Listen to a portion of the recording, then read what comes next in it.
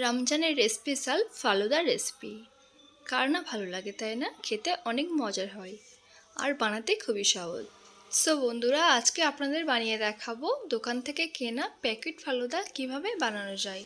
তো রেসিপিটা স্কিপ না করে পুরোপুরি দেখবেন, আশা করি ভালো লাগবে। তো আমি এখানে নিয়ে নিচ্ছি ফুল ক্রিম দুধ, আর দুধটাকে সুন্দর করে জাল দিয়ে নেব। তো দুধটা সুন্দরভাবে বলক দিয়েছে দেখতে পাচ্ছেন। আর এই নিয়েছি ফালুদা, দেখতেই পাচ্ছেন প্যাকেট ফালুদা দোকান থেকে কিনে নিয়েছি। সো বন্ধুরা, এই পর্যায়ে প্যাকেটটাকে সুন্দর করে কেটে দুধের মধ্যে ফালুদা ঢেলে দিতে হবে, দেখতেই পাচ্ছেন। আর এই ফালুদা নানা রকমের ফ্লেভার হয়, তো আমি এখানে ম্যাঙ্গো ফ্লেভার নিয়েছি, দেখতে পাচ্ছেন। এখন সুন্দর করে নাড়াচাড়া করে নেব একটু। সো বন্ধুরা, 5 থেকে 10 মিনিটের মতো জাল দিয়ে নিতে হবে। আর দেখতে পাচ্ছেন এই পর্যায়ে এরকমই হয়েছে। তো এরকমই ঘনত্ব রাখতে হবে।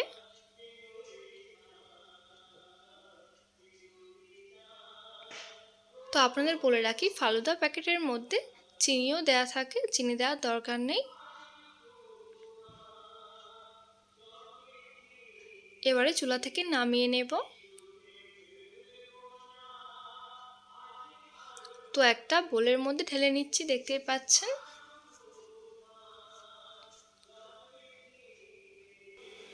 সো বন্ধুরা, এই ম্যাঙ্গো ফ্লেভার ফালুদা খেতে অনেক মজার হয়। এখন এটাকে ফ্রিজের মধ্যে রেখে দেবো আধ ঘন্টার জন্য। আধ ঘন্টা পর ফিরে আসছি। তো আধ ঘন্টা হয়ে গেছে, দেখতে পাচ্ছেন ফালুদা অনেকটা জমে গেছে ঠান্ডায়। তো এবারে একটা গ্লাসের মধ্যে ফালুদার ডেকোরেশন করে নেব। তো প্রথমে আমি একটু ম্যাঙ্গো দিয়েছি, দেখতে পাচ্ছেন। আর দিয়ে দিচ্ছি চিয়া সিড, আগে থেকে ভিজিয়ে রেখেছিলাম, পরিমাণ মতো দিয়ে দিলাম। তারপরে দিয়ে দিচ্ছি কিছু চেরি এবং জেলি। তো আমি কিছু কিশমিশও দিয়েছিলাম। আর ফালুদাটা আপনাদের পরিমাণ মতো দিয়ে দেবেন। তো প্রথমেই আমি 2 থেকে 3 চামচের মতো দিয়েছি। আর এবারে দিয়ে দেবো ম্যাঙ্গো ফ্লেভার। এটা দিলে অনেক বেশি টেস্টি হয় ফালুদা। আপনারা থাকলে অবশ্যই দেবেন, না থাকলে স্কিপ করতে পারেন।